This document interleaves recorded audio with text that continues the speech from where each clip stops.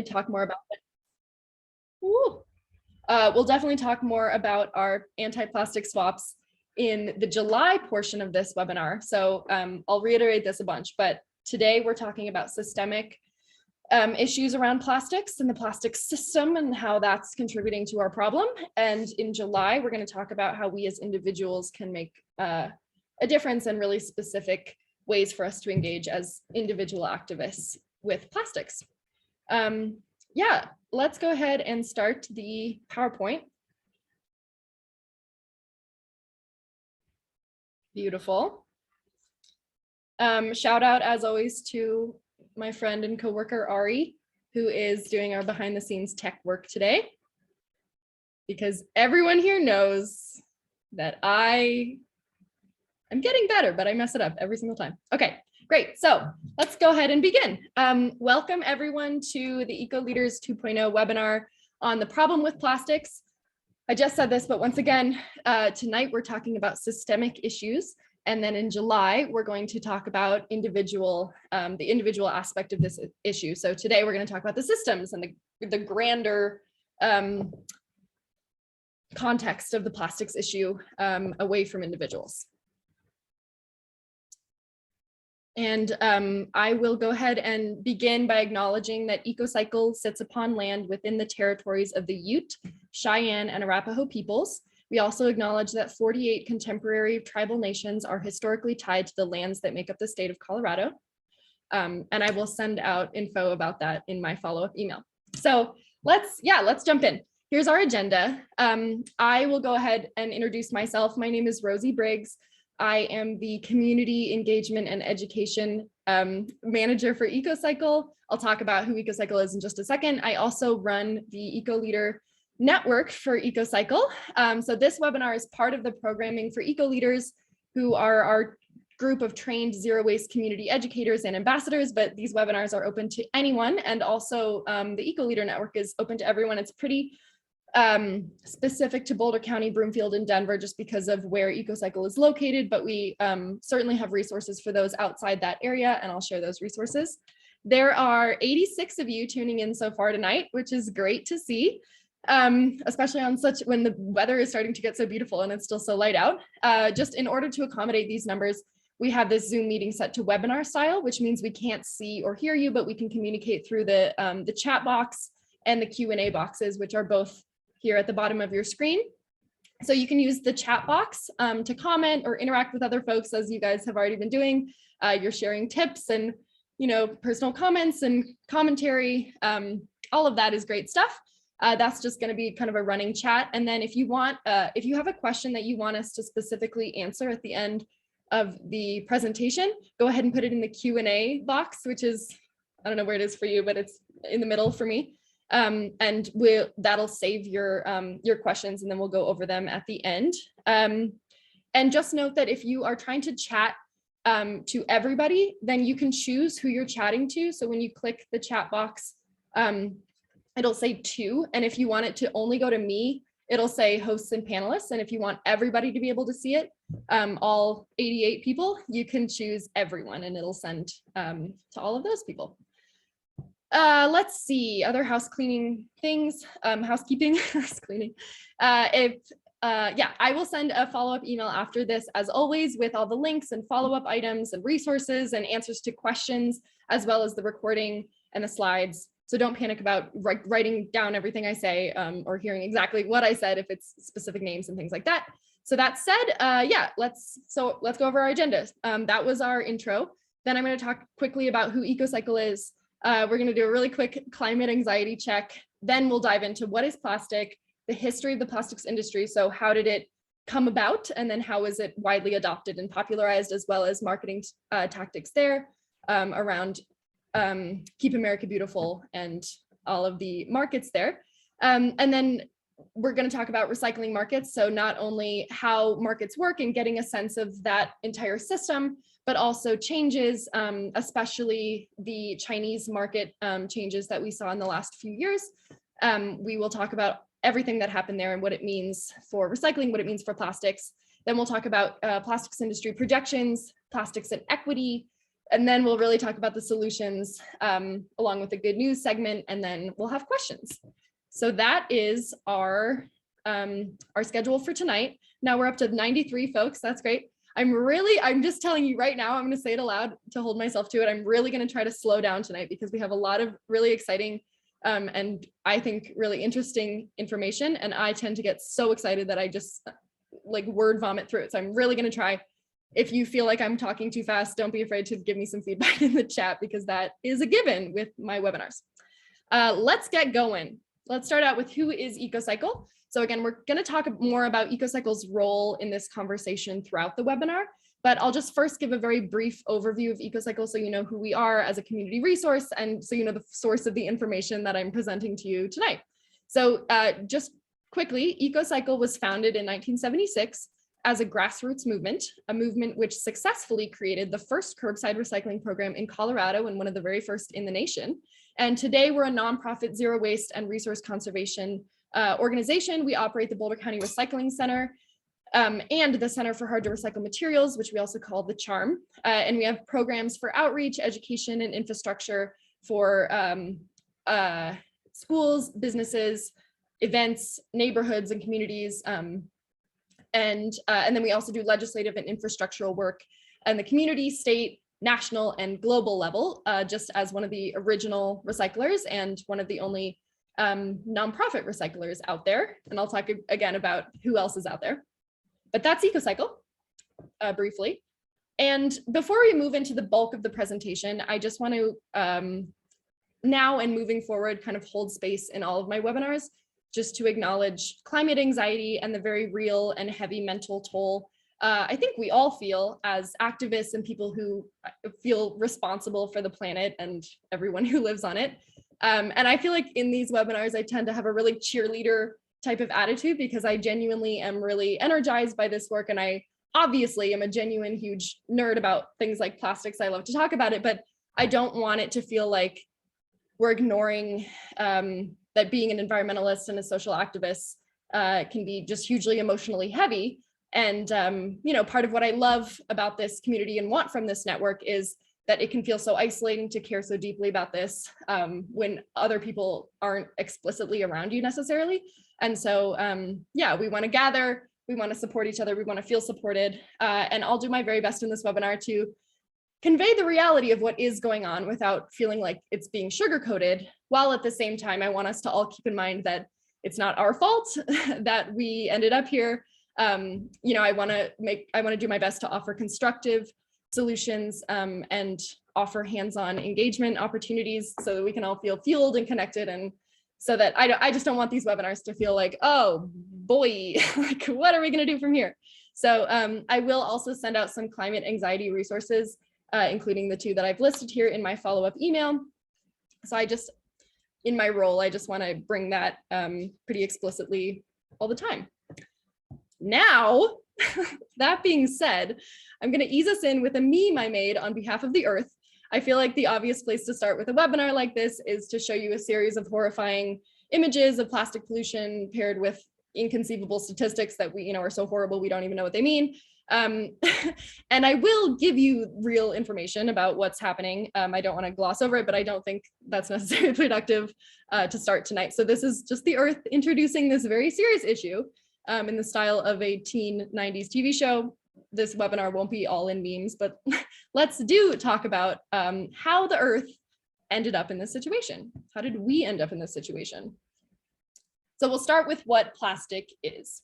We'll talk much more about this again in the second webinar where you'll really become an expert on what each type of plastic is, the different numbers and the different categories, and what plastic is, how it's made, all of that. But for now, I'll just give you some necessary context for what we're talking about tonight. So there have always been plastic materials in nature, including amber and rubber and gutta percha, which are all products derived from tree sap. Plastic just itself literally just means pliable and easily shaped. It still means that as an adjective. It only recently in the last century or century and a half or so became a name for a category of materials called polymers. And the word polymers just means of many parts. And polymers are made of long chains of molecules They're found in nature for sure. So like cellulose is the material that makes up the cell walls of a plant. That's a very common natural polymer. Over the last century and a half, humans have learned how to make synthetic polymers, sometimes using natural substances like cellulose. And in the past, of course, we saw many indigenous civilizations using rubber for things like, balls for sports and things like that. But more often recently, people have been using the carbon atoms provided by petroleum and other fossil fuel products to make plastic items. So the first synthetic polymer was invented in 1869 by John Wesley Hyatt, he was inspired to make this by a New York firm's offer of $10,000 for anyone who could provide a substitute for ivory, primarily for billiard balls. I understand that, of course, this is an effort to reduce environmental impact and reduce, the ivory industry, which is great. And I understand that plastic would have been, I'm sure, invented one way or the other without this contest. But when I was first researching this, I kind of did like a rage cackle because it's like, our oceans are filling with water and we all have microplastics in our blood, but at least the billiards industry is safe. That was a close one.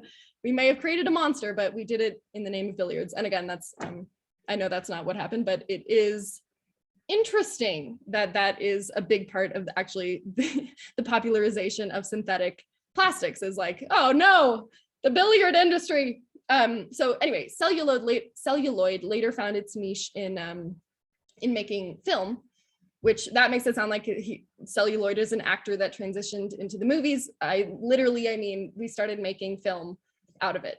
And then in 1907, Leo Baekeland invented Bakelite, which was the first fully synthetic plastic. And so that just means it contains no molecules found in nature. And it was important specifically because it was heat resistant and a bad conductor of electricity. And you might recognize it. If you saw it, you'd recognize it. It's like they made a bunch of this jewelry out of it that I've shown here, like combs and hairbrush handles, vintage radios and phones. So anyway, remember, plastic is not inherently problematic as a material. It's helped us make lots of advancements. There are a lot of really life-saving, amazing uses for plastics historically and today. And that being said, it's become problematic because of the systems which took control of it. And that's our focus tonight. Okay. So this is a quote from a special that the History Channel did, and I will send that out. I have already drafted my follow-up email so I don't forget anything. The quote says, "Celluloid had become an everyday material, just like the hundreds of plastics that would follow after World War II, but it remained an inessential replacement, and its makers sometimes struggled to find appropriate uses and markets for their products." So to summarize, pre-war, plastic existed, but it was still kind of inessential. It's not like it was filling a much needed role in society. And then this photo I know has nothing to do with World War II. Don't think that I think that. I think it's just kind of an iconic moment for plastics in pop culture. This is from The Graduate, which it takes place in the 60s. And in this scene, if you haven't seen The Graduate, Dustin Hoffman's character's uncle is advising him, plastics are the future, which is kind of reinforcing this character's like kind of cheap and kitschy kind of role, because that's how plastics were seen, but he was not wrong. Unfortunately, plastics then became the future. So again, sorry, that is not within the timeline of World War II. Oh no, am I frozen? Great, okay. Again, The Graduate I know is not within the timeline of World War II, but I just wanted to put it in there because it was a pop culture moment. So anyway, enter World War II. During the war, plastic production in the United States increased by 300%. So we see this big spike in not necessarily demand, but in production during war times and post-war times. So here are some post-war single-use packaging ads. You can see that they're specifically promoting and encouraging single-use plastics. It's not that they were just more convenient and the demand followed, it's that they were specifically being pushed and marketed this way. So throw away and toss away, you can see on these ads are the main selling points of the ads. It even says no deposits, no returns, which is funny to read now because of course, deposit systems and returning items to be reused. It's exactly what we're trying to do now. It would have been cool if we could have just skipped this whole thing. But you can see that it's not that there was this big need or demand for these single-use containers necessarily, that the invention of plastic finally filled. Plastic and the single-use culture specifically itself was being specifically targeted, it tirelessly marketed, essentially. So the plastics industry sold this as a product and kind of a culture. It's not a service that people were desperate to have access to at that time. Here's a graph from the documentary, The Story of Plastics, which I will send out in the follow-up email. It shows the annual plastic production and years stemming back to 1950. So plastic started to be pushed on the public around World War II, the 40s era, but its wide adoption was more the 70s, which we'll talk about in just a moment. But the greatest generation really had to be so conservation minded out of necessity because of the war. And so this single use and disposable culture was pushed on them as a way to break away from that. So again, it's not that specific products were necessarily being marketed to fill a need. It was a culture that was being marketed, and successfully, as we've seen now. So this slide is it's from one of my past webinars, but it's really just a reminder that big oil and oil and gas, the oil and gas industry, the fossil fuels industry, is the same as the plastics industry. It's the same industry. So the slide says plastic became a side hustle of the oil and gas industry. And I wouldn't even say side hustle, it's just a same process, different product. It is a hustle of theirs. It's a directly part of oil and gas. They've invested billions into ramping up production as the industry shifts towards renewable energy. So I'll talk about this more later in the presentation, but essentially as we're shifting away from fossil fuels in other areas of society, plastics production is being ramped up to maintain, fossil fuel stronghold over society. And so this is an important quote that was part of kind of a leak in the 70s from an industry insider. The quote says, "There is serious doubt that recycling plastics can ever be made viable on an economic basis." So they knew this starting in the 70s at least, that recycling plastics was not going to be part of the plastics industry as far as they could control anyway. Yet they spend millions to this day on messaging telling people to recycle, because selling recycling sells plastic, even if that recycling isn't necessarily taking place, especially in the way that that they tend to describe it. And this is this quote is from an NPR story that I also will send out. It's very interesting to read about the insider history of this industry. All right. So this next slide you may have seen I think I've done it in 2 webinars so far, but I'm just going to keep driving it home because I think it's really important to talk about. And I didn't necessarily see this when I started learning about zero waste and recycling and even environmentalism. So I think I'm going to do my best to drive it home everywhere I talk. So anyway, I talked about this in the circular economy webinar. I talked about it in the diversity, equity, and inclusion webinar.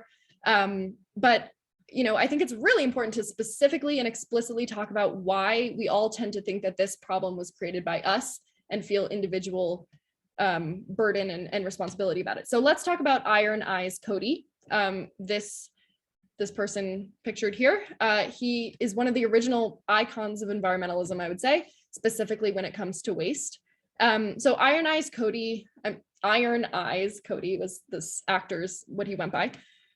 He was the subject of the famous 1970s so-called Crying Indian commercial. If you're not familiar with the commercial, I can link it as well in my follow-up email, but it features this man. He's dressed in an indigenous costume and he's in his canoe by the highway, and there's all these roads and there's trash filling up his river and filling up the road, and a car drives by and they throw a bag of trash and then it explodes at his feet and then it pans up and you see his tear come down here.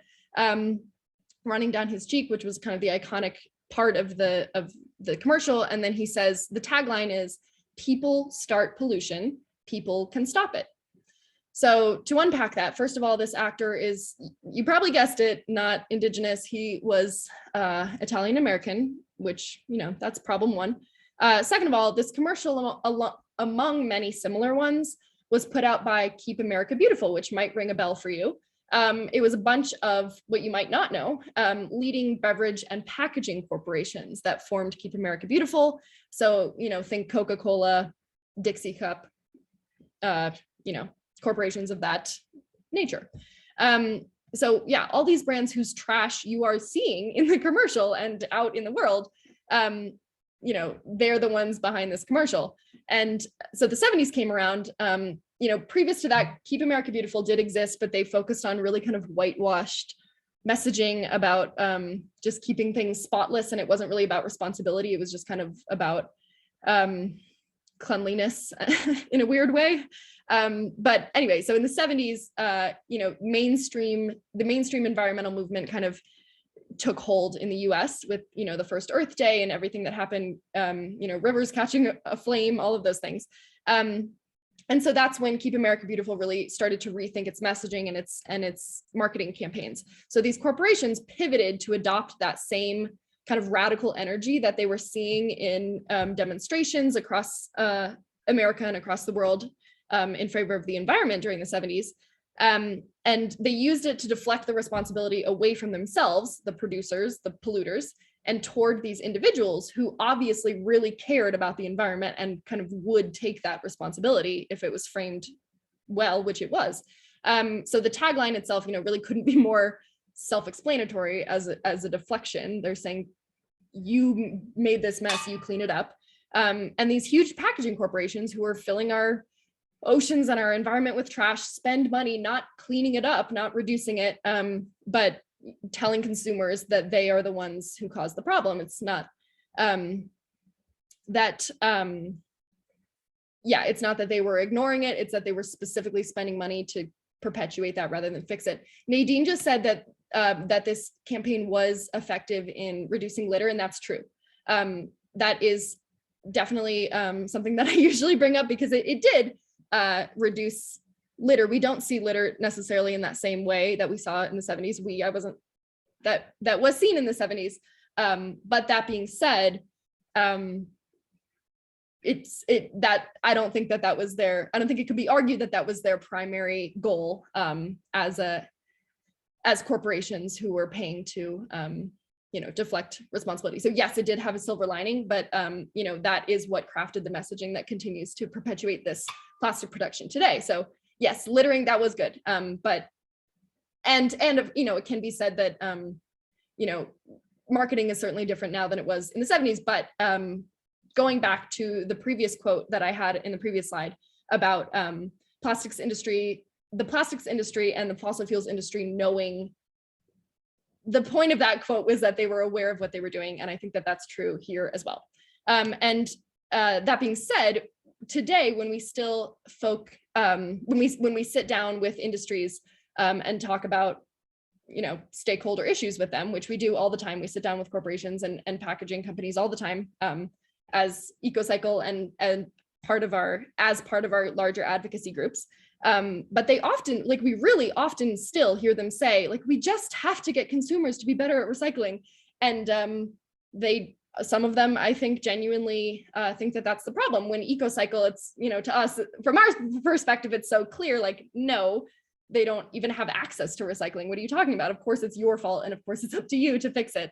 But, I think people in that industry still honestly believe that. And that's as a result of this effective, messaging and effective framing that's been going on from the get-go. So all that said, I always try to convey to people that while it's not your fault that our ocean is full of plastic, your individual actions can of course make a positive difference. And that's what we're going to talk about in July. So I just want to stress, if you bring, your reusable mug rather than a single-use coffee cup, you are making a difference in literal physical waste, in voting with your dollar, in, sending market signals. But that being said, the reason we're in this debacle is not because you forgot your mug. So in my conclusive point to this slide is we all feel bad about this because we were made specifically to feel bad about it by this very calculated, not accidental messaging from, for decades and decades from the producers who are actually causing this problem. I have even more to say about this. My headline for this slide is BP needs you to lower your emissions, which is, of course, an incredibly ironic statement. So this quote is from The Guardian. This is from a story from The Guardian, which I will send out. The quote says, British Petroleum, the second largest non-state owned oil company in the world with 18,700 gas and service stations worldwide, hired the public relations professionals Ogilvy, I'm not sure if I'm saying that right, and Mather to promote the slant that climate change is not the fault of an oil giant, BP, but that of individuals. It's here that British Petroleum, or BP, first promoted and soon successfully popularized the term carbon footprint in the early aughts. The company unveiled its carbon footprint calculator in 2004 so one could assess how their normal daily life, like going to work, buying food, and heaven forbid, traveling, is largely responsible for heating the globe. And I think that you can't necessarily attribute the term carbon footprint specifically to BP. But once again, the point is that this was not an accident. The industry has known forever. The industry has not only known forever and not taken steps to undo the damage or prevent the damage, but they've paid into perpetuating this, this culture and this messaging. So this is just a tweet that I found, which is, I think, a good summary of the problem. BP tweeted, the first step to reducing your emissions is to know where you stand. Find out your carbon footprint with our new calculator and share your pledge today. Andrew Henderson replied, I pledge not to spill 4.9 million barrels of oil into the Gulf of Mexico. So yeah, Andrew's right about that. Again, I'm not saying that your individual actions can't make a difference, because they surely can. But my point is that they're shifting the blame in a very calculated way in order to keep us from solving the problem. They're just like kicking us, you know, and making us feel bad about it. They're making us time our showers so that we don't have time to, you know, figure out who is really behind it, which is them. Anyway, yeah, I like to incorporate a little bit of comedic relief there. So now that we've discussed the production and the framing of plastics, let's talk about how recycling fits into the system. We are a recycler. All right, so we're just gonna go back to basics and set some context real quick before we can talk about the issue with recycling plastics. So what makes something recyclable? There are essentially four main things that determine whether something is recyclable. The first is whether there's a market. So people tend to think that just whether something is inherently good at being melted down and turned into something else, they think that that's what qualifies recyclability, when really a big piece of it is who's going to buy it from you and turn it into something new. That's really the piece that most people, even if, you know, hypothetically it could be dismantled and reshaped, finding someone who not only will do it, but who will pay for that material is really the missing piece in most cases. And we'll talk again about that role a lot later. Secondly, whether there's infrastructure for that item. So it's not just, you know, do we have a place to send it, but it's how are we going to collect it and send it there? Do we have a curbside recycling program? Do we have a municipal drop-off station? Is it like a mail-in program? Are there trucks? Is there even a recycling center? All of these are important to consider, especially in Colorado, where we have a lot of mountain communities who you'd think would be really big on recycling. A lot of times the obstacle there is that mountain communities are not going to have access to trucking really heavy, specifically things like glass, all the way down a mountain to its local glass recycler, and they don't have access to something like a train to get it there. So that's an example of where, you know, even though glass is inherently so recyclable, infrastructure might be a problem in recycling it. Number three is whether we can meet the market's needs with the technology at our facilities. So this is kind of an addition to number two. So it's not only like, can we physically collect and transport the materials, but how are we going to sort the materials? Each market has its own contamination threshold standards. And if you collect a bunch of stuff and try to send it to them without being able to sort to meet those thresholds, then you're not going to be able to recycle it. So an example of that is here at Boulder County Recycling Center. We have these amazing lasers that I'll talk much more about in July. You might have seen me talk about them because I'm obsessed with them. But the lasers were expensive, but they allow us to sort to meet the needs of domestic markets to recycle those plastics. And then number 4 doesn't come up a lot because most recyclers are privately owned, for-profit landfill owning companies. And it's rare to have a nonprofit mission-based recycler like EcoCycle. And we are in alliance with the others in the US, the other major nonprofit recyclers, which I'll talk about. But this will just come into play if someone like us is your recycler, where we might have something that meets the first 3 criteria, something like, if we got infrastructure and markets for food grade styrofoam, for example, EcoCycle is likely still not going to take that because we don't want to perpetuate the production of that material. We don't think that material should exist anymore. So we're not going to slap a recycling symbol on it and encourage people to keep using it under the guise of recyclability. So that's just one that doesn't come into play super often, but certainly in the context of for-profit, or nonprofit mission-based recyclers like EcoCycle. Okay. Oh, that animation was weird. Okay, so when we look at kind of the greater guidelines of recycling, so just everything that we can recycle, plastics is kind of in a category of its own, and that's for several reasons. We have to kind of talk about it in its own category when we talk about it in the context of things like glass, aluminum, cardboard. Sorry, I see the chat box every so often and then I get distracted because I want to engage with you, but I will afterward.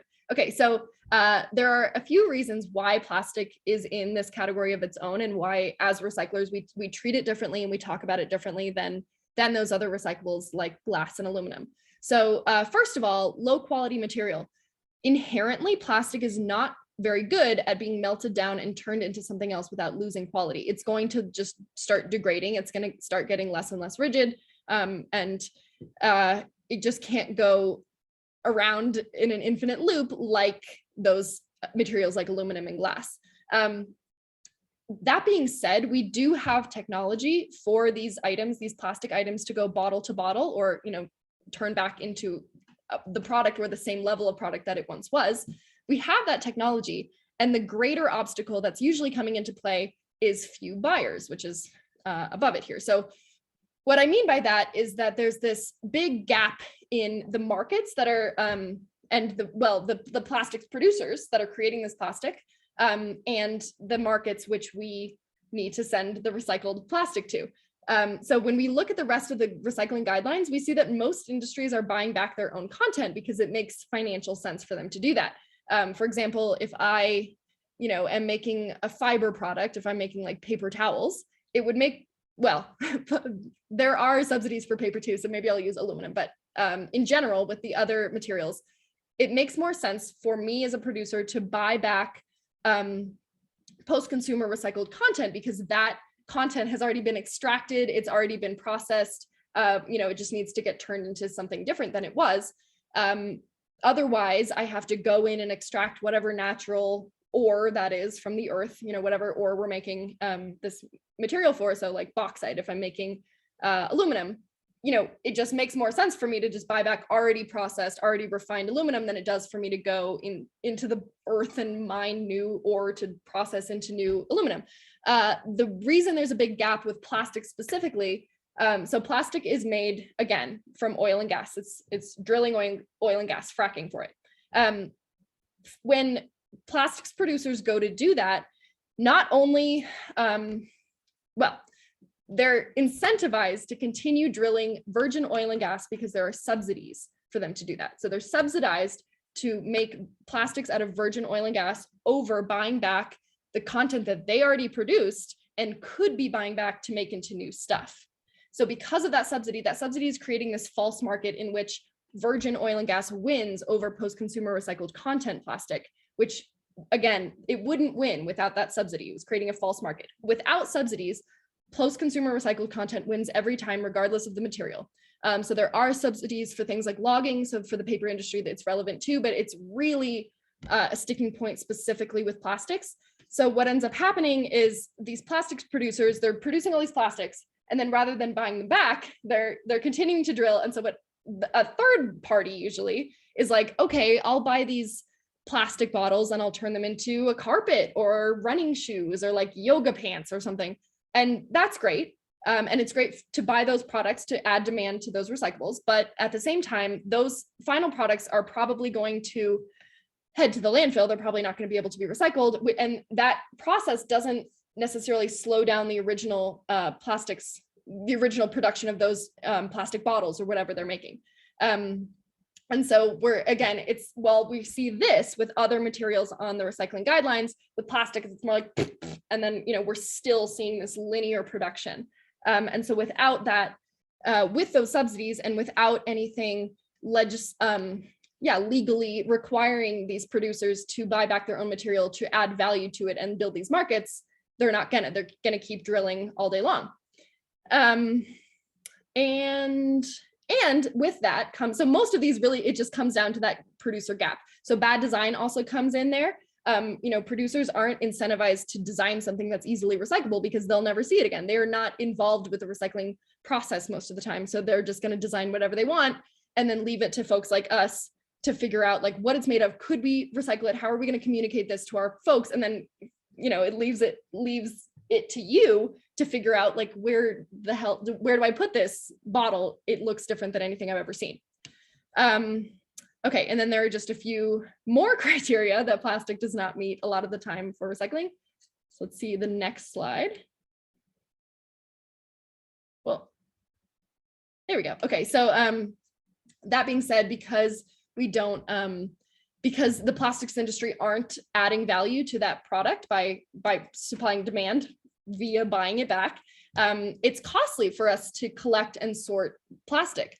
So as recyclers, we actually end up losing money on plastics most of the time, because most of the contamination that we have to spend so much time poking through is plastics, because they just make whatever they want all the time. And then we have to sort one from another. So again, we have lasers that are looking like this one's looking for number 1, this one's looking for number 2.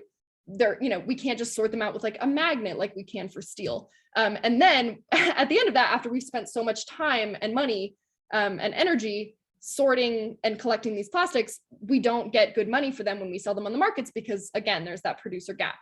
And then with that comes misleading labeling, which goes along with the design portion that I said. They're going to slap the recycling symbol on everything they make because it benefits them. It makes them look better. It makes them look like they're part of the recycling process, which again, usually they're not. And the recycling symbol is unregulated. It is a huge pain in the neck for recyclers and for individuals alike, because it makes it impossible for us to know what is recyclable and what isn't. Again, in July, I'm really going to talk about each category of plastics which are recyclable, how to know all of that stuff. You'll be an expert on that. But in the meantime, this is an infrastructural failure, and it's not on accident. Again, the plastics, producers will continue to put the recycling symbol on anything they make until they're forced not to. Okay, so that being said, let's talk about what happened with markets. So in 2017, China enacted its national sword policy. Or I think there's actually one other that I don't know why there we go. Perfect, thank you. So yeah, around 2017, China enacted this national sword policy, also sometimes called, I'm just adding S's to all of my words right now. I don't know what's happening. China in 2017 enacted the national sword policy, otherwise known as the green fence policy, and everyone on Facebook became an expert on recycling markets globally. Amazing. So we talked about this in our recent myth busting webinar, and I talk about it a lot, but and I'll send out that webinar as well. I'll send out some of the past relevant webinars if you want to watch them. But yeah, here's the basics of what happened. So China and Southeast Asia really started following suit soon after. These S's are getting me today. Wow. So China and Southeast Asia is just becoming more choosy about what they are importing to recycle. And so it's mostly affecting plastics, but also paper for sure, also known as fibers. And it had a huge impact on recyclers who had been dependent on Chinese markets. That's a lot of them. And we'll talk about who they are and why. But yeah, it had a huge ripple effect because these are global markets that are all tied together. So why were American recyclers dependent on China in the first place? You guessed it, it comes down to markets. So before China stopped accepting American recyclables, as a recycling company, there are kind of two approaches that you could take. And so the two I'm about to lay out are the two ends of the spectrum, and most recyclers fall somewhere in between. So approach one, this is approach one, you could either invest a lot in public education and outreach, like we're doing now, to make sure your community is recycling the right things. You can invest in sorting technology and staffing, like you see here. So you can separate out the materials and you can reduce contamination, and then finding and sustaining, and in some cases even developing markets within the US that will take those high quality recycled materials coming out of your facility. So this is the approach that EcoCycle has always taken. We were never selling to China. Approach one all day long since 1976. Approach two, so other recyclers were certainly taking approach two, where they set vague guidelines saying things like, we accept plastics numbers 1 through 7, which is all the plastics. They're essentially just saying, like, if it's big enough to have a number on it, give it to us, but that's not how it works. So they tend to skip the community outreach, invest less in sorting, and have kind of a more contaminated stream, which local markets and domestic markets wouldn't take. So then they sold it to China, who was taking more because they had more demand, because they make so much plastic stuff. I mean, we all do, but China really does. And they literally just had more staffing, more hands to sort through the contamination. That being said, we honestly don't really know what a lot of these Chinese markets were doing with the plastics, because they were taking so many things that feasibly can't be recycled, that there was a transparency issue for sure. In that if you were recycling your stuff with a company who was selling to China, you might not know whether your stuff was genuinely getting recycled, if it was getting burned, what, dumped, whatever. We don't know. So since the national sword, China has said, nope, the stuff you were giving us was way too contaminated, and there's just way too much plastic to do anything with, because as we said, plastic is right now on a linear track. And so we can't, there's only so much we can do with it before we turn off the tap. So, okay, don't freak out though. So this was scary, and I understand why a lot of people really panicked when they saw headlines like the one I showed 2 slides ago about, like, your stuff might be recycled, but it might not. It's anyone's guess. I will talk about the bill. I see people talking about the bill. Yeah, don't worry, we'll get to that. So anyway, as I said, EcoCycle has been around since 1976. We're mission-based, we're a nonprofit. We were not taking that second approach. We were always taking the first approach. So overall, while this was scary, I and EcoCycle, and I think most people in the industry think that, or well, with our mission, think that this was a good thing. And the metaphor that I always use, and you might be tired of me saying this, but I think it's apt, is that in the past, a lot of recyclers were kind of, when you're a kid and your room is really messy and your parent comes in and tells you to clean up the mess, and you're like, totally, no, I'm cleaning up the mess. Yeah, I'm doing it all right. And you're just like putting all the junk under your bed. That's what a lot of recyclers were doing in essence. They were like shooting it over to China, like, oh, we're taking care of these plastics for sure. And then China, picked up the bed, and they were like, what is all this crap? Like, you haven't been cleaning it up though. And so this bill, this policy in effect lifted up the bed. And so here in the States, now we're seeing this pile that we never really addressed. And we're like, oh, like there might be some root issues that we can address. So for example, we're seeing a bunch of 3, 6s, and 7s. Why are we even making those? We can physically see them piling up now because we have nowhere to send them, in the case of a lot of recyclers. So this is a really good opportunity to get at the root of the issue, and create momentum for legislation, both statewide and national. I'll talk a lot about legislation in just a second. But again, this has just created an opportunity and momentum for increased transparency on both ends, right? Like, we didn't necessarily know what China was doing, but also a lot of these recyclers didn't tell you what they were doing, and we still don't know. So this is a good opportunity for increased transparency in recycling overall, as well as, again, systemically addressing the issue of why do we have this pile of crap? How do we turn off the tap? Lastly, this can work toward consolidating national contamination standards and eventually guidelines. So once, we're making domestic markets rather than relying on international markets, we'll start, those markets will start to consolidate what they're allowing because, we'll all be using them. and then, guidelines can start to consolidate as well. So right now, because of those 4 criteria that I laid out in that previous slide about what makes something recyclable, right now, all of those criteria are different everywhere you go. We all have different markets. We all have different infrastructure. We all have different technology.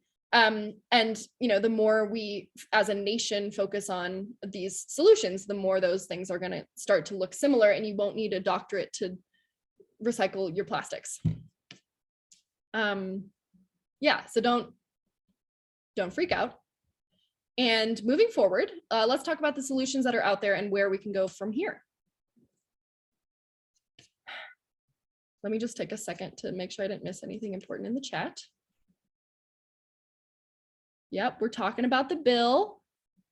We're talking about lobbying, EPR. Yeah, this is all very relevant. Good stuff. And once again, we will capture the chat and we'll send it out so that you won't lose all these thoughts and resources that you've been sending out. And yeah, sorry I can't really engage with the chat in a real way while I talk, but I will when we're done. So first of all, in terms of solutions, what role does recycling have as a systemic solution? We know, because we just talked so much about it, that plastics are not designed for recycling. And conversely, recycling is not designed for materials like plastics. So EcoCycle, as a recycler, as a company that makes money selling materials, we would love to never see plastics again because of many of these reasons that I've listed. And again, as an environmental mission-based nonprofit, we always are about, reduction, reuse, all of that before recycling. And again, we'll talk more about those non-recycling solutions, but in the meantime, you should keep recycling the recyclable plastics that you can't reduce or reuse. Recycling plastics compared to plastics made from virgin oil and gas saves almost 6,000 kilowatt hours of energy, 16.3 barrels of oil, 98 million BTUs of energy, 30 cubic yards of landfill space, and more. Those are just some of the statistics that I chose. So it's not fake, it is happening. That being said, we're not going to recycle our way out of the problem. So let's try everything and then focus on recycling the recyclables that we can, because it is making a difference. It is valuable, and it is real.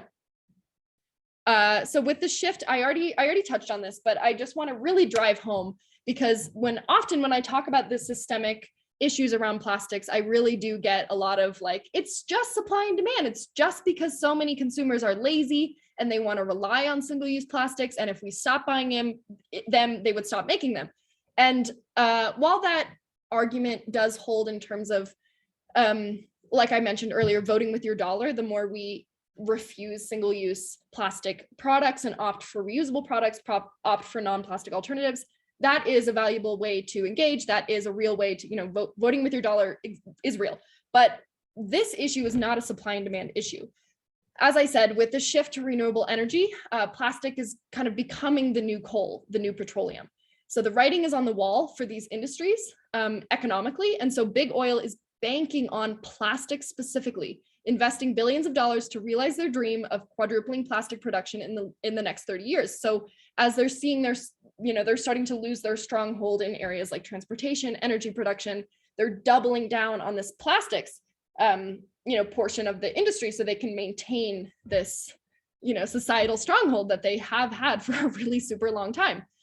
So as we move away from oil and gas, they're strategically pushing plastics. We're not driving that with our individual choices and consumption.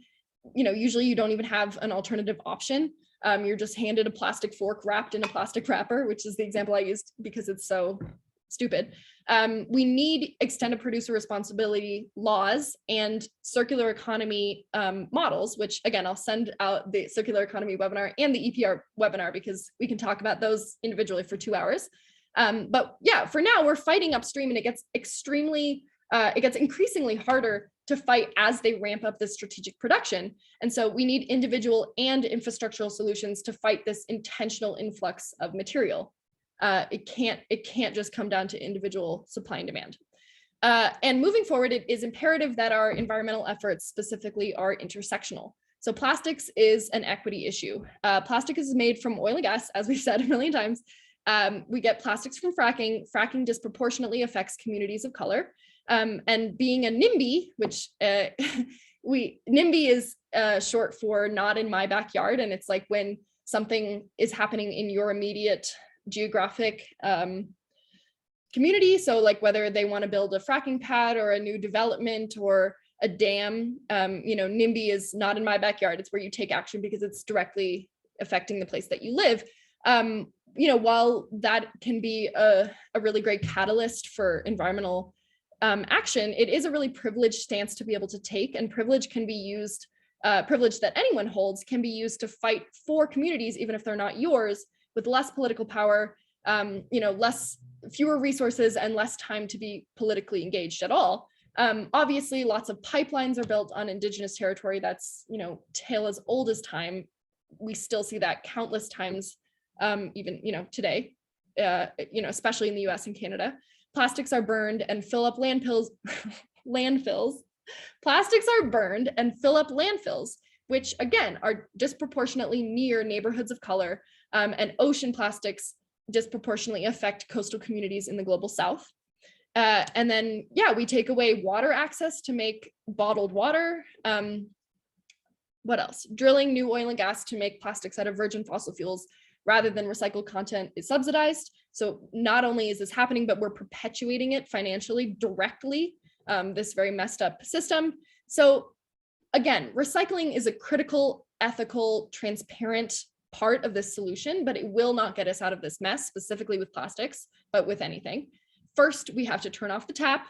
There will never be a recycling only solution to this. There will never be an individual consumer, demand solution to this. It has to fit within a larger system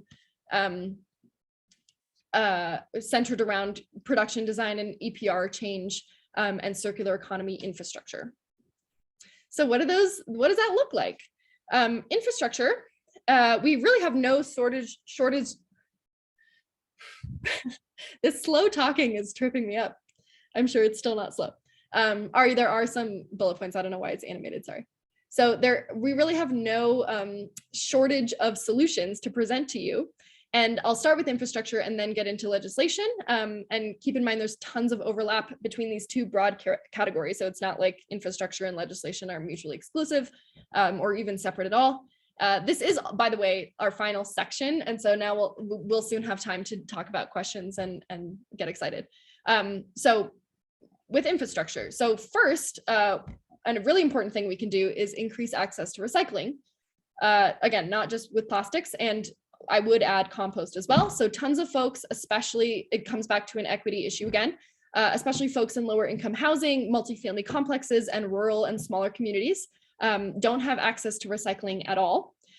So we need to give everyone access to the service, ideally under the pay-as-you-throw model, which is what we often advocate for. We exclusively advocate for, I would say, where you pay for your trash rather than your recycling and compost. So universal recycling guidelines is something that I've already talked about. It would also be on the wish list for infrastructural change. But keep in mind that these guidelines, again, are tied to global recycling markets. That's why it's not universal as of right now. It's not that, recyclers can't decide or like we can't, get together to finally consolidate our guidelines. It's that, again, each of those criteria differ, and typically and historically it's been, this complicated global system, which it still is today. But again, as we nationally kind of work together, those things like guidelines and contamination standards can be moved toward being universal. We can also work these lessons into curricula of the people who will be designing these products in the future.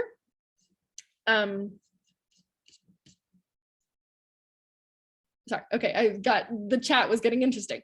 Okay, so we can work this into the curricula of the people who will be the producers in the future. I'm not sure if Dr. Reedy is on this because he often is, but he's an eco leader, an amazing person who's been working very hard to do this at the CU Engineering School, for example. He's learned so much about plastics pollution and recycling and how he can use that knowledge to inform the future engineers and designers to really get, ahead of the problem. We can also increase infrastructure for the milkman model, which is just reuse for packaging. It's not specific to milk. It's just, in the past, milk was delivered in glass bottles, which were then returned and refilled. And, again, we could use this infrastructure for anything. We've been seeing more and more of that. We have the Longmont Dairy locally. I also just at this past weekend at the farmers market, I saw an oat milk company that was doing the same thing. It's called Otis, I think. We had Vessel in town, which was doing coffee cups. We have Repeater here now too, which is takeout containers for local restaurants. I think Sandy put that in the chat, but these are all things that I'll send out. This also goes for zero waste shopping, which again, I'll talk all about in the July training. But somebody already, as always, referenced Nude Foods Market, our friends in Boulder who do packageless shopping. There's also a wonderful zero waste store similar in Longmont called Simply Bulk. There's some ones in Denver. I'll send all of this out. Lastly, more infrastructure for repair to promote circular economy over single-use linear economy. So having legal right to fix products as well as access to resources and support to fix them is crucial to conserving valuable resources. EcoCycle hosts You Fix It clinics, and I'll send out our past webinar on circular economy, which talks a lot about these solutions. Yeah, a lot of infrastructural opportunities, and most of them tie into legislation as well, which is this slide. So the metaphor, again, that I often use, I didn't make it up, most people use this, is that right now, all of our taps are on full force. So we're cranking out all of this plastic waste without pausing, and it's filling up our house, it's filling up our planet with plastics pollution. And so before we start like bailing stuff out of the window, we have to turn off the taps. That is what any logical person would do. And so there are many legislative ways to turn off the tap. Yeah, one example of legislation that can turn off the tap is a ban, starting with products we just largely don't need. It doesn't have to be like a scary ban on something that all of us rely on.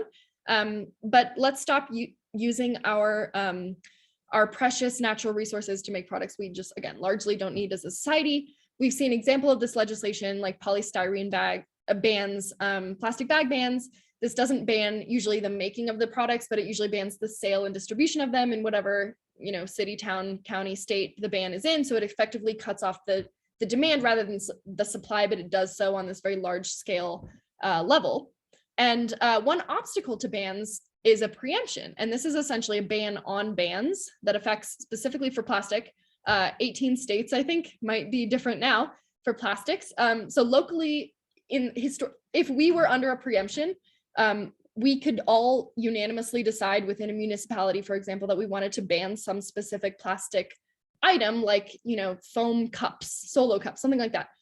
We're not allowed to under a preemption because the preemption says you can take action on a state level and nothing else. You can't, nothing smaller than that can take agency for plastics bans and regulations.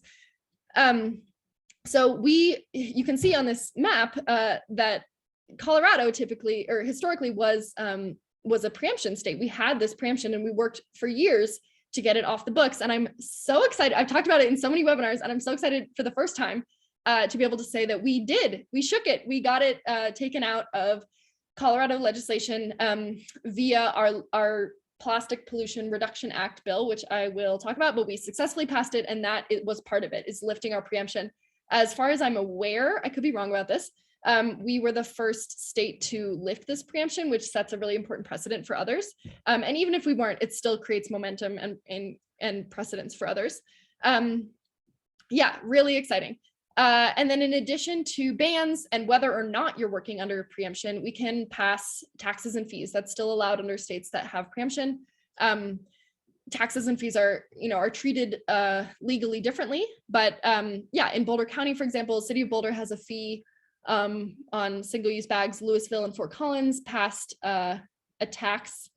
A single-use bag tax is going into effect for Denver, and then for the state under the PPRA bill, which again I'll talk about. But yeah, I'm excited that this map that I've used in the slide is now out of date, so I will find a new one. But yeah, those are some legislative opportunities to turn off the tap.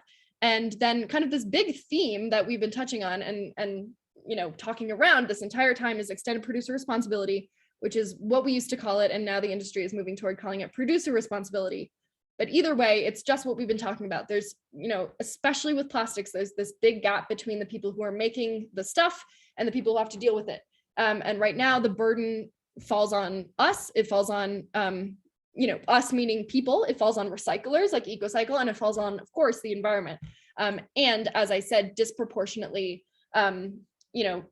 people of color, lower income communities, coastal communities in the global south, all of that. So this is our chance to rectify that. This is our chance to close that gap and put the responsibility where it belongs. So that's extended producer responsibility. Let's see what my bullet points are. Okay, great. So, sorry, trying to find my talking notes. Okay, I get so excited about what you guys are saying and then I forget what I'm saying. I'm gonna focus, here we go. So another way to turn off the tap of using resources indiscriminately is to legislate that the producers must use recycled content to minimize resource extraction and to support true recycling, where a material is recovered and turned into the same type of product again. So this is what we've been talking about. Instead of a plastic bottle being turned into shoes, which goes to the landfill, and then they make a new plastic bottle out of new petroleum, new oil and gas. This type of law requires, like, you have to at least use 50% of this old bottle in your new bottle. So it's saying that you have to assign value, you have to add value to that post-consumer recycled content by buying it back, and you have to minimize your resource extraction by using a portion of already created plastic. I think Wisconsin has a statute about this. A lot of companies have policies about this, but it's something that we'd love to see in legislation more. There are also certain laws about what kind of, or hypothetically, there are certain laws about what kind of plastics can and cannot be made, especially in lieu of a plastics preemption, into what type of packaging. So this is something that already exists just for like standards in health and safety. So like number 3 is PVC, for example. And so there are standards that say you can't just make PVC into any kind of food container because there are implications for toxicity and things like that. And so, but they still use number 3 because they're not told that they can't, to make things like toys and a lot of like cosmetic packaging, things like that. And so they're still making a bunch of stuff out of number 3, which has been established is toxic and nobody wants to deal with it. And so that same thing goes for number 6, which is polystyrene. You'd know it as styrofoam most likely, but that's the name of the resin. And again, we'll talk about this in July, as well as number 7, which is like the catch-all category. It could be anything. And so there are very minimal recycling markets for these crap plastics like 3, 6, and 7s. And therefore plastics producers shouldn't be allowed to make stuff out of them. I think that's a fair thing to say. Again, when we're lifting the bed and we're seeing this pile of 3, 6, and 7s, that's where we should go, oh, maybe we shouldn't make things out of 3, 6, and 7s because they're toxic, they're non-recyclable, and currently the burden of these plastics is falling on recyclers, consumers, and the environment rather than producers, even though really there's nowhere to put it. They're still putting the recycling symbol on it and they're making it into whatever they want.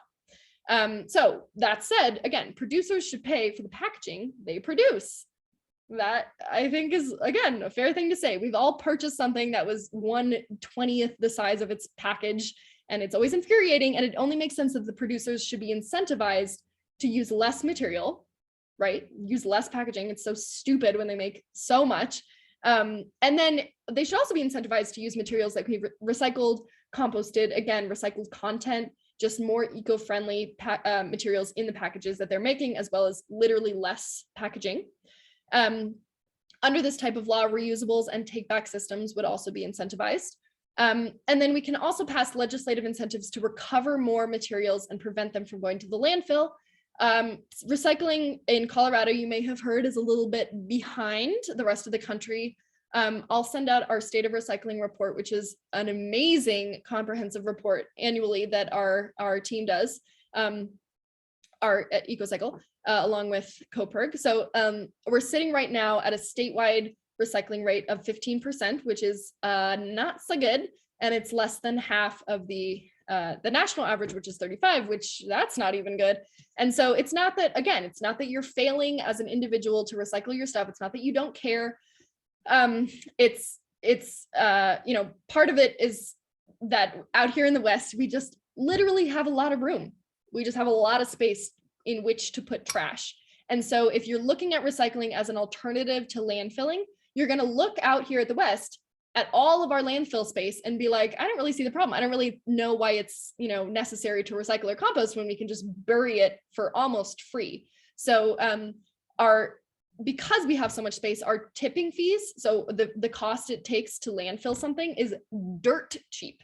So like in the past, even in my time at EcoCycle, it was like $15 a ton versus on the East Coast where it's like, and Europe where it's like almost in the hundreds in some cases. So here now it's more like, $25 a ton. But the point is, because of the framing of recycling as being an alternative to landfilling, rather than, thinking of it as preserving all of these very valuable natural resources that could stay in our state and be turned into new things. That's just why legislatively, is that even a word? In terms of legislation and infrastructure, it's harder to get kind of funding for those projects because it's competing with such a cheap alternative, landfilling. So, right. So one success story here, though, is the Front Range Waste Diversion Bill, which we passed a few years ago with a bunch of our friends, and essentially meaning a bunch of stakeholders, a bunch of organizations, a bunch of hugely helpful key players. So it essentially puts a fee on the materials being landfilled, and then that fee goes into a pot of money that people all across the state can apply for. So you could do like an outreach campaign. You could, apply to get compost bins. You could apply to get, a drop-off center in your community, any diversion related project, and then subsidies, which I don't even know if it's on this slide. Oh, I meant to write subsidies. I wrote incentives again. But the subsidies, again, we already talked about this, but because of current subsidies, again, post-consumer recycled content are falsely more expensive than products made from virgin materials. If we got rid of those subsidies, post-consumer recycled content would win. It would be allowed to compete with and beat out virgin content. So that goes on the market level and on the individual level. You should pay less to buy something made of recycled content and close that loop and add market value to that product. You shouldn't have to pay more to buy something recycled. Great. And then other systemic solutions. So this is just, I'm kind of zooming out here and looking at this plastic system in terms of all of the other macro systems of which it's a part. So I already talked about plastics and oil and gas being inherently systemically tied.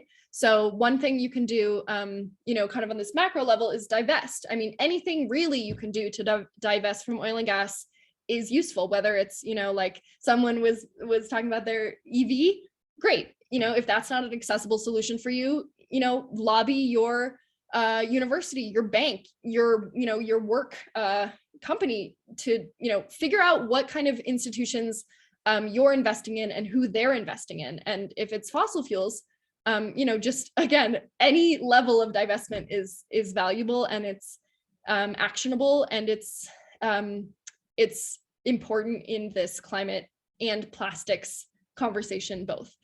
Protesting, voting, lobbying, these are all, again, key parts of it. It's not the only solution, and it's also not, we also can't ignore these things. We actually have lobby opportunities all the time for our bills. So you can sign up for a lobby day with Recycle Colorado or EcoCycle. You can, engage with the letters that we send out where you just literally have to fill in your name and you can send it to your representatives. And then social justice work in general, again, is valuable as an environmentalist, as an anti-plastic activist. Anything you're doing to dismantle the larger systems which are oppressing people is also dismantling the plastic systems, because they work together. The same systems which are flooding our environment with plastics are the same systems which are oppressing, many groups of people. And so the more you can engage with any social justice work, the better an environmentalist you're being, the more you're you're engaging with this on a systemic level. So I just always want to keep in mind that most people who are really concerned about the environment are also really concerned with other issues, and any work you're doing is you're still acting as an environmentalist there, because it's, inherently intertwined. So in addition to my climate anxiety section, I also want to create a practice for myself for webinars to create this, or to include this Rosie's Good News segment. And I will think of a theme song and I will sing it, but I haven't thought of it yet. Basically, I just want to end my webinars with like this exciting note, because I think, as someone who attends a lot of environmental webinars, I often am just left like, I need to go to bed right now or I'm gonna scream. So yeah, sometimes this can be a hard spin to leave it on a good note. Oh, we're not done yet. Sorry, go back.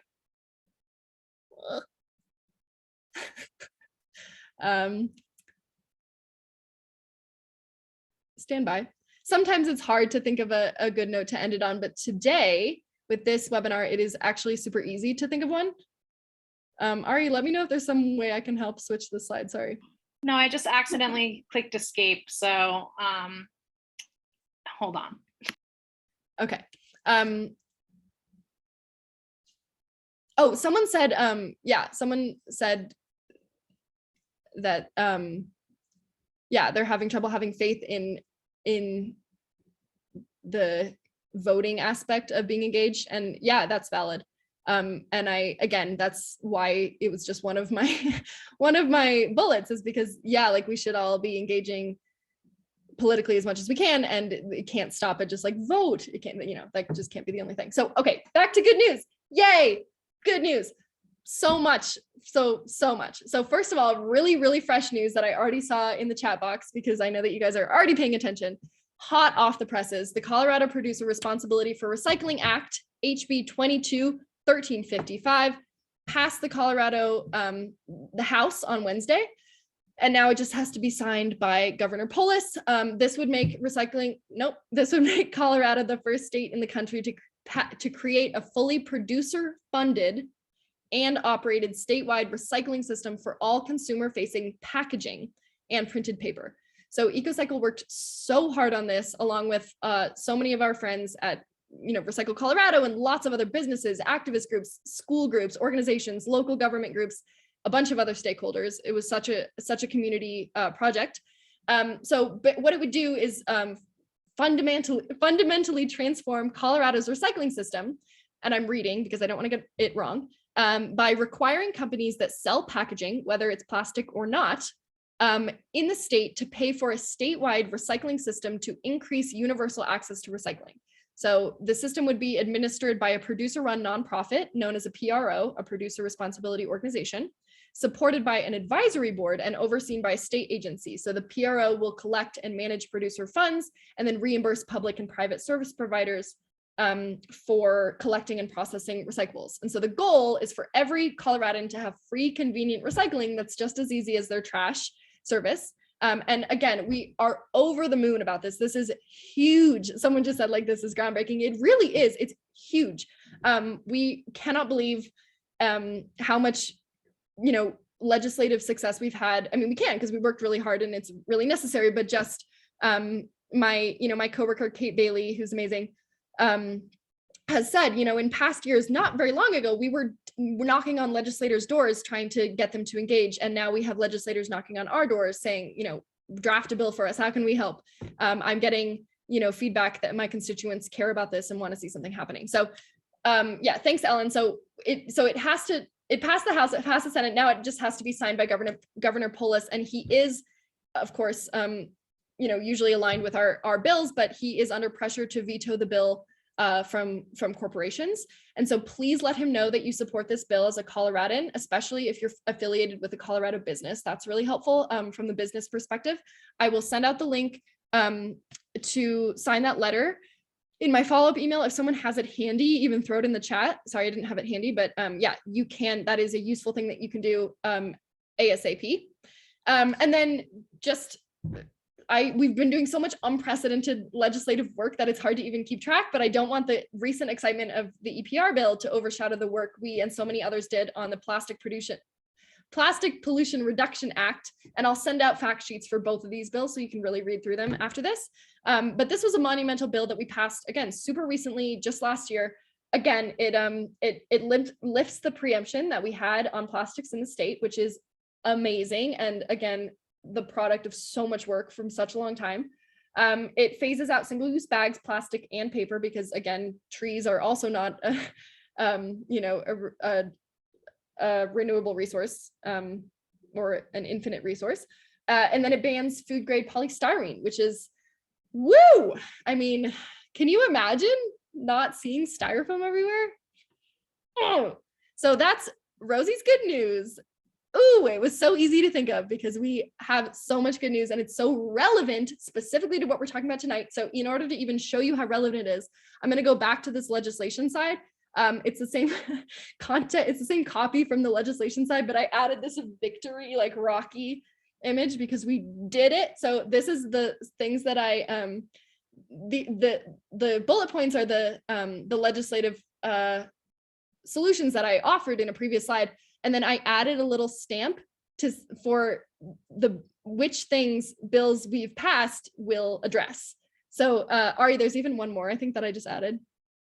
Yeah, so you can see here, I mean, almost everything that we've talked about, which is like an important solution for this systemic plastics issue, is currently being addressed at the Colorado legislature. It's amazing.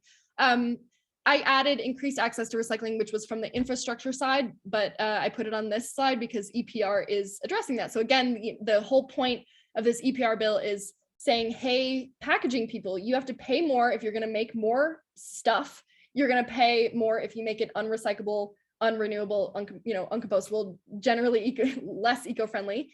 And we're going to take that money that you're paying and we're going to use it to increase recycling access across the entire state so that anyone has access to recycling. Oh, we love it. I'm this person. It's not actually me, but that's my energy for this. Okay, so with that, we're going to dive into questions. I'll first remind you of the agenda for the next training so that you don't feel stressed if I didn't cover something that you wanted to talk about that falls under this category. We will talk about it in July. We have another juicy hour and a half still in July, so don't go anywhere. So with questions, we're going to go through the Q&A box again. No worries if you have to drop off. I know we have like 8 minutes left. So yeah, to be mindful of everyone's time, we're going to do our best going through the Q&A box. It doesn't look like there's that many, but I also, just so you know, will write out our answers and send that out so that you can read it afterward in an accessible way. And yeah, I haven't gotten a chance to catch up with the chat box, but again, we'll capture it. Let's look at the Q&A. What is EPR on responsibility messaging side? Sorry, so that was, this question is what I wrote EPR on my ironized Cody slide. And my apologies, I hadn't introduced that term yet. It's extended producer responsibility. So what we've been talking about since then. Yeah, that's a good note. I'll go and edit that slide. Thank you, Dana. Okay. Why hasn't Governor Polis signed the producer responsibility bill that just passed state legislature? So again, Ari, or if Kate's on the call, if anyone from EcoCycle works more closely with it, can answer, that's great. I don't work directly on it. So all I know really is that just that he's being pressured from some of the corporations who don't want this to pass, like some of the larger bottlers and things like that are pressuring him to say no. But otherwise, I mean, when a bill passes legislature, it doesn't, immediately get signed by the governor anyway. So it's not that it's been like, I think we just have to let him know in a timely way, is our stance right now. What happened in 2010 since the graph shows a slight decline? That's a great question. There was a slide that I had about, the big oil's timeline. And yeah, there's a slight dip in 2010. Trying to read my own slide.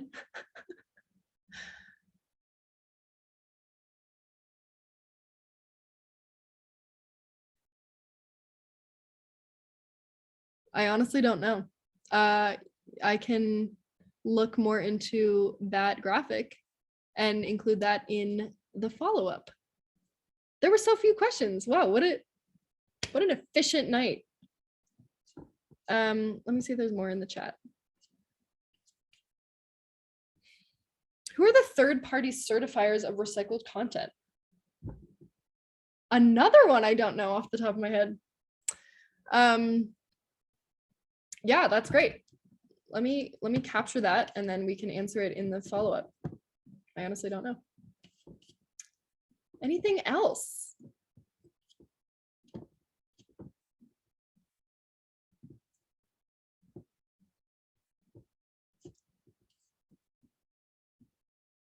What info is available from the EPA? Yeah, I can also include that in my follow-up email. We don't tend to, or I don't at least tend to cite things super directly from the EPA because up until this point, at least, a lot of our conversations around markets and plastics legislation and things like that have really been more state specific than nationally because it really hasn't been nationally addressed. You know, there are movements again like Break Free from Plastic, which are nationally framed, but unfortunately, you know, we don't have good examples of EPR at the national level, for example. So yeah, I can send out kind of the more relevant EPA pages. And of course, you know, those websites change under administration. So some of it is archived, but yes, thanks, Larry. And also great to see you. Larry lives near me. Okay. Great. And then I think people were just asking, yeah, will this recording be available? Yes, always. And as well as the slides, and I'll write my notes of like what I was saying under the slides. And I am excited to send you my follow-up email. I was so excited that I created it in advance this time. And so if you think of something else that I didn't send out in that email, no worries, you can just reply to that follow-up and I'll just talk to you one-on-one. That is all we've got for you tonight. Don't forget that we will have a second part in July, which will really dig into, you'll really be an expert on each individual plastic, their recyclability, what they show up as well as talking about specifically how to reduce your own plastics footprint, to use a BP term. And yeah, I'll look forward to seeing you then. Of course, it's not mandatory, but I will send you the invite. So just keep an eye out. And then I will send you this follow-up email as soon as I can. Don't be afraid to reach out to me at any time from now until forever. Thank you so much, everyone. I so appreciate once again your willingness to always show up to these webinars. I keep waiting for our numbers to drop off, but they're really good. Honestly, all the time. And I don't know that I necessarily deserve that, but I think, yeah, that this network is just, I just really appreciate that you engage and care and show up. And yeah, with that being said, go enjoy your night, go have dinner, go watch The Story of Plastics. And yeah, we will see you next time. Ari, you ready to wrap up?